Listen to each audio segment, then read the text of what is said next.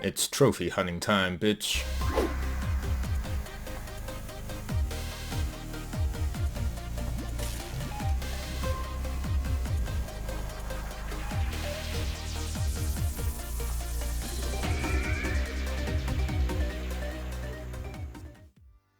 I grew up in the 90s when pixel art was king and CRT monitors made every colour on screen pop.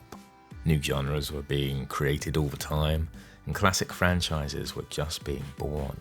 There was hardly any internet, and when games released, that was it. No updates, no DLC, just you and your TV. Leaderboards were rare, and even if they did exist, it was locally on your PS1 memory card. The real leaderboards were at school, as you'd share your epic gaming moments with your friends the next day. But thankfully, I don't have to go too far to feel that way again. Developers nowadays are crafting games that capture that perfect 90s feeling. We can finally blend nostalgia with contemporary modern controls and quality of life. Lessons learned from decades of perfecting game design. So this video is diving into some of the coolest modern games with a retro twist that also offer my favourite modern gaming edition, the Humble Trophy. Platinum's smaller 100%, I'm happy to go for them all, as long as I feel like I've travelled back in time 30 years. I platinumed Quake 1 recently and it got me thinking about this stuff. I really miss the old arena shooters from the 90s, playing Super Metroid for the first time, exploring the Spencer Mansion Resident Evil, which we bloody rented every other weekend from Blockbuster here in the UK. It was such a different world back then. These games are timeless, they help me form core memories, and I rarely get this feeling now. Games you can just pick up whenever, and you understand them, it's imprinted onto us. You pick up the gun and search for the keycard to finish the level, you run and gun to the right. It's simple and perfect. It's like they put gameplay before anything else, which is crazy, right? Now it's all about retention, season passes, and live service. So I want to champion some original IPs, no remasters, no re-releases, no collections, just some awesome, recently released games available on PlayStation that invoke that wonderful 90s feeling, that also get me some nice trophies.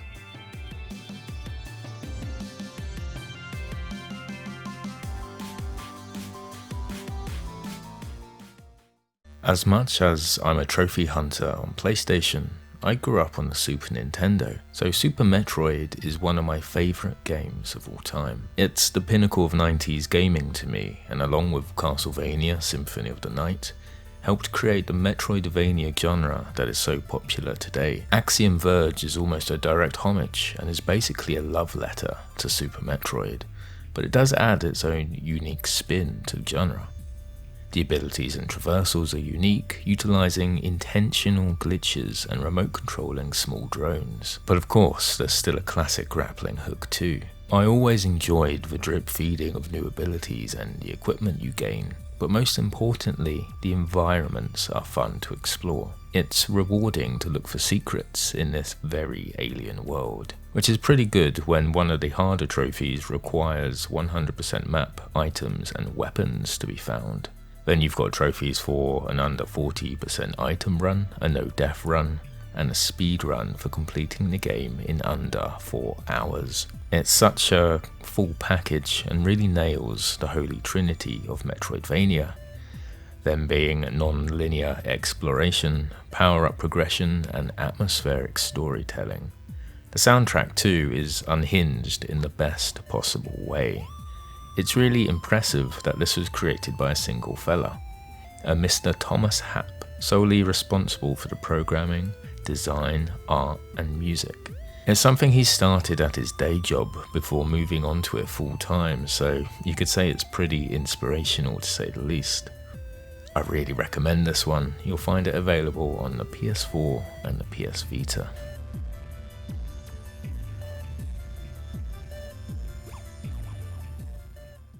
If there's one game I regret not making a platinum video on, it's Oniken. It has everything I want from a challenging game. Speedruns, a boss rush mode, dying in a couple of hits, It's definitely more early 90s than later on in the decade, but it's clearly inspired by the side-scrolling action games you'd find on the NES and the SNES. It's more Ninja Gaiden than Contra because of the melee focus, but I thrive off this kind of stuff. It's a retro-infused visual and audio fever dream. Expect tough but fair gameplay as it demands you to learn before you succeed. This is true for the level design, the enemy placements, and the boss patterns you'll be facing. Whilst not quite an ultra-rare platinum sitting at 6.11%, it's more than a worthy addition to any Trophy Hunter's collection. Beating Hardcore mode is the toughest trophy here. That boils down to having no continues and receiving triple damage taken. Ouch. My favourite trophy in the game is the boss rush mode, where you face down each boss in the game in consecutive order with a single health bar. There might be a medpack you can get halfway, but it's quite minimal. Nothing says mastery more than defeating a mode like this.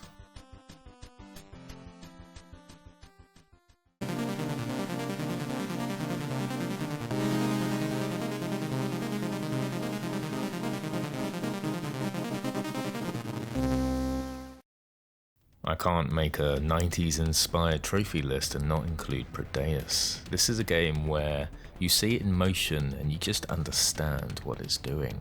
It's Doom, it's Quake, it's 90s as fuck. How does it look so retro but so modern at the same time? Well, it infuses that retro aesthetic with graphical enhancements and loads of quality of life features. I loved playing it, I loved making a video on it, hell, I still listen to the soundtrack every other week. Such a well-rounded package with a satisfying campaign. The trophy list too is well-rounded, asking you to fully complete the game 100% for the rarest trophy. Go get some fresh air. You get this by earning all the medals available. There are 4 in each mission, 1 for not dying, 1 for finding all the secret areas, and 1 for defeating all the enemies. Then the final 4th medal is awarded for obtaining the previous 3. This is really satisfying as you progress through the campaign and see those multiple 100% pop up. The cherry on top of this delicious cake is the community made levels. This allows for endless replayability.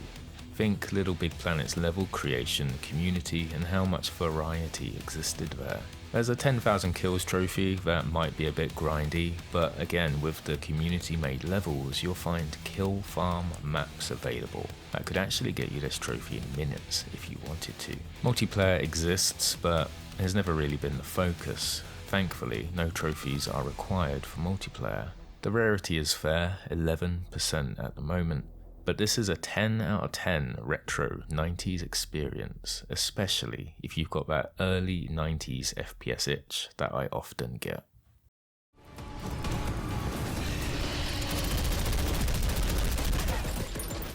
Slave Zero X is so 90s it could have inspired the list single-handedly had I not been playing Quake.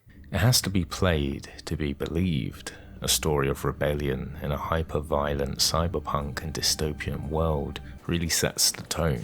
You're some kind of nutter wielding a samurai sword and wearing a bioorganic mecha suit that would make even the Guyver blush. The gameplay is kind of Devil May Cry or an old school brawler like Streets of Rage as you take down waves of enemies with fluid combat and precise combos, plenty of parries and supers thrown in. I can't get over the 3D backgrounds with the 2.5D perspective. It really stands out, and I especially like the blocky 3D textures. This game screams of your parents ringing up your mate's parents because they let you borrow a hyper-violent game. It both looks awesome and is prestigious for a trophy hunter. Currently at 2.95% platinum rarity. It's one I want to go for eventually. The hardest trophy might even give Dante a run for his money. Clear all stages with an S rank. Stylish. This one has a PS5 and a PS4 version available. Play my point. I hope you fucking die, Thorman. Shut up, all of you! No. Again? Now what can I say about Shovel Knight? a brilliant and addictive 2D platformer. It's both Mega Man, Super Mario World, and its own bloody thing, with modern design choices and quality of life. The characters are what make the game for me though. Several bosses were so popular that Shovel Knight went on to release several DLCs where you can play as them, like the ridiculously cool Spectre Knight or the awesome King Knight. It's not an easy platinum though, sitting just above ultra rare status at 5.81%. I imagine this will dip below 5% at some point and become ultra rare. This is one of those games where each gold trophy is actually a test and a gauntlet to your abilities. There's one for speedrunning the whole game in 1 hour 30 minutes, which is a pretty brutal requirement. Also finishing the game without dying and destroying all checkpoints. There's a fair few difficult goals here. It's a fun yet challenging and rewarding experience that will easily take you back 30 years, whether you're on the Super Mario inspired map navigation, or visiting the Zelda 2-like home hub, or maybe just playing the levels, smashing up gems until you reach the wonderful Mega Man-like bosses. You can play this one on pretty much anything, the PS4, the PS3, or the Vita.